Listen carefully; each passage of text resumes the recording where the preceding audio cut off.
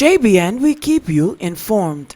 Lone gunman on foot kills two men in broad daylight in Olympic Gardens. A lone gunman traveling on foot reportedly shot and killed two men, minutes apart in broad daylight in Olympic Gardens, St. Andrew on Friday. Olympic Gardens falls within the boundaries of the St. Andrew South State of Emergency SOE. The dead men have been identified as Damien Page, 35, of Ponciana Avenue, and Kemar Daly, 28, of Hibiscus Avenue, both in Tower Hill. The Huntsville police report that about 2:15 p.m., Page was among a group of men sitting on Tower Avenue when he was pounced upon by the lone gunman.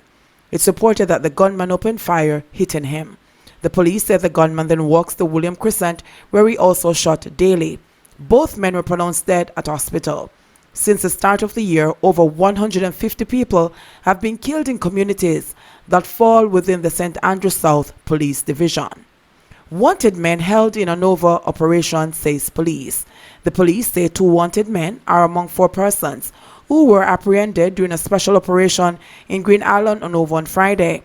A 9mm pistol with 3 rounds of ammunition were also seized during the 6-hour operation, which began at 4:30 a.m.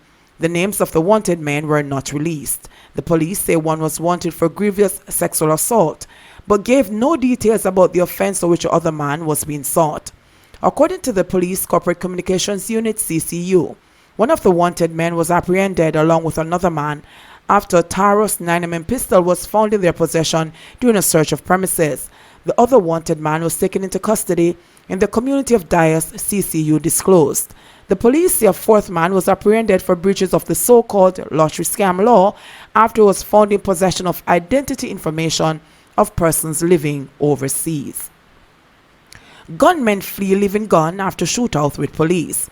A Taurus .357 Magnum revolver containing 4.357 cartridges was seized by the St. Andrew North Police during an operation in Iron River District, Stonehill, St. Andrew, the cops have reported.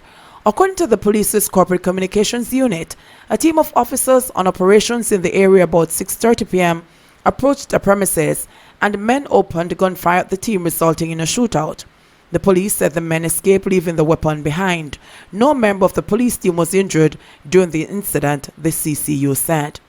Residents were afraid to speak about brutal double murder in the aftermath of the gruesome murder of 18-year-old Joyce Lynch and her mother Charmaine Rattray in Lauriston, St. Catherine in July of 2011. Residents in the area clammed up, refusing to share information with detectives probing the incident, at least not on the spot. Rattray and her daughter were on the night of July 19 fatally chopped and shot, then beheaded by a group of about 8 men, 5 of whom were later arrested and charged.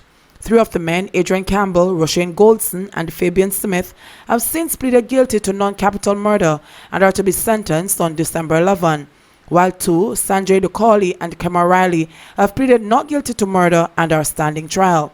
On Friday, a witness who was recalled to the stand by the prosecution said on the morning of July 20, after receiving a call, he went to the crime scene and saw the headless bodies of the women.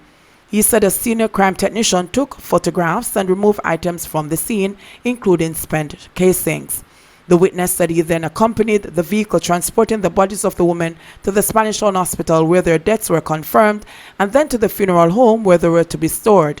He then returned to the Bloody House at 46 Barry Drive to continue investigations. I interviewed several persons, but most of the people I spoke to that day were very tight-lipped about giving information to the police. As such, arrangements were made to have interviews done elsewhere, the witness told the court. He said days later, acting on information given by a former suspect, now turned Crown witness, and murder accused Adrian Campbell, further discoveries were made.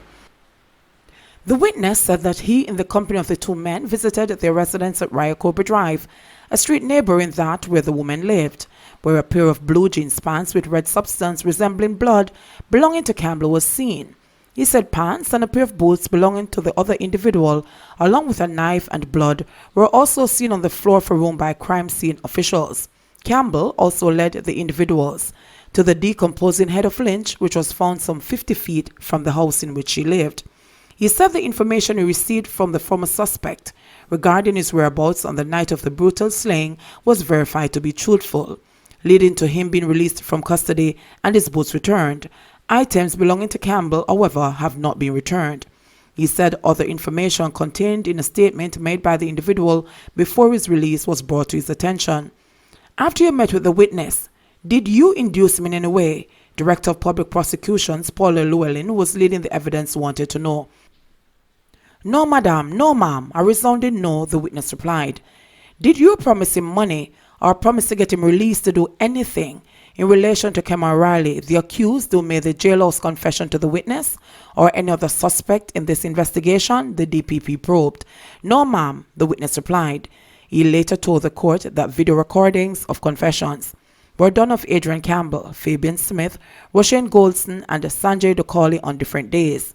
He said during a question and answer session on August 17, 2011, he spoke to murder-accused Kamina Riley, to whom he posed 198 questions and got 198 answers. The statement document of Riley, who was pleaded not guilty, was, however, not entered into the evidence now before the court.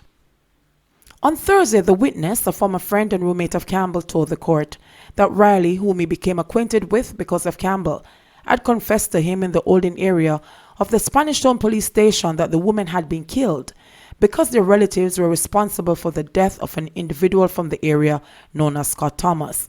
He said Riley told him that when Lynch was being chopped, she called out the personal name of the individual who was chopping her, and so E. Riley moved the person out of the way and shot her because she bawled out too loud. He resisted suggestions from defense attorney Lloyd McFarlane that he had fabricated the jailhouse confession he said was made by Riley because he thought it would influence his own release from custody. The trial continues on Monday. 2 men charged for brazen killing of Domino playing Manchester man. 2 men who reside in the corporate area have been charged for the brazen daylight killing of a man while he played dominoes in Manchester 2 weeks ago. Mario Martin, 43, a mason of Cashet Crescent in Olympic Garden, St. Andrew, and Jesse Reynolds, 32, a janitor of Water Street in Denham Town, West Kingston, have been charged with murder, conspiracy to murder, and illegal possession of gun and ammunition. They were formally charged on Thursday after they were pointed out during an identification parade, the police disclosed. It's reported that about 11 a.m. on November 2, Cornell Whitfield, a mason of Clarkstown Road in Mandeville, was among a group of persons at a shop playing dominoes when he was surprised by 2 men armed with guns. It's reported that the men who were traveling on foot opened fire, hitting him several times before making their escape. No one else was injured. Johnson Smith says she won't be drawn on U.S.-China spat. Foreign Affairs and Foreign Trade Minister Kamina Johnson Smith on Friday poured scorn on the Gleaner's editorial on November 13 dubbed Calling Tapia, charging that instructions from the newspaper have been pulled together to carry out somebody else's agenda. In a quick sort of vote comment on the issue, Government Senator Albin declared, "Not from North Street or anywhere else."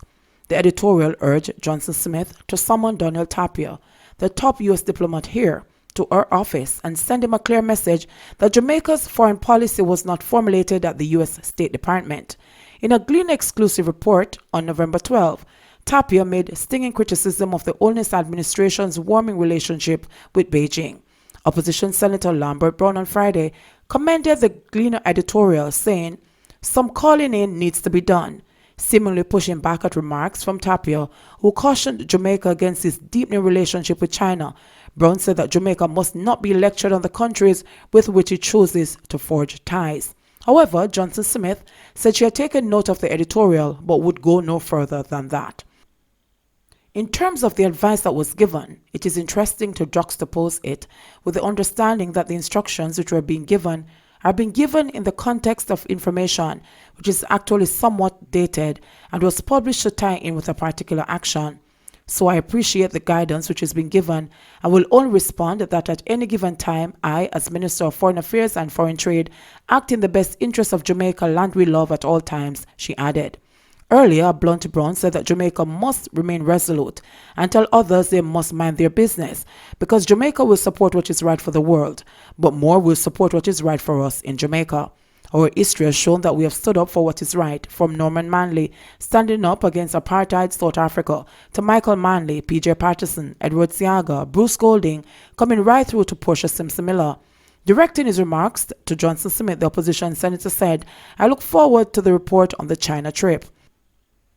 Holness, fresh from a visit to China the weekend, was expected to make a statement on Tuesday to Parliament on his trip to that country. The agenda of the House of Representatives on Tuesday listed a statement by Holness on his trip to Asia as the first item on the order paper. However, the statement was not made on Tuesday. Johnson Smith had accompanied the Prime Minister on his China visit. Last week, the Chinese embassy in Kingston fired back at a senior United States military commander who warned Jamaica to be wary of Chinese presence in the region. Admiral Craig Fowler, commander of the United States Southern Command, insisted that China did not share the common values and philosophies that America and Jamaica cherished. However, the Chinese expressed strong opposition at the U.S. claims, countering that its relationship with Jamaica and other countries in the Caribbean has been on the basis of mutual respect and win-win cooperation. JBN, we keep you informed. Please remember to like, subscribe, share, leave us a comment and click the notification bell to receive our daily news items.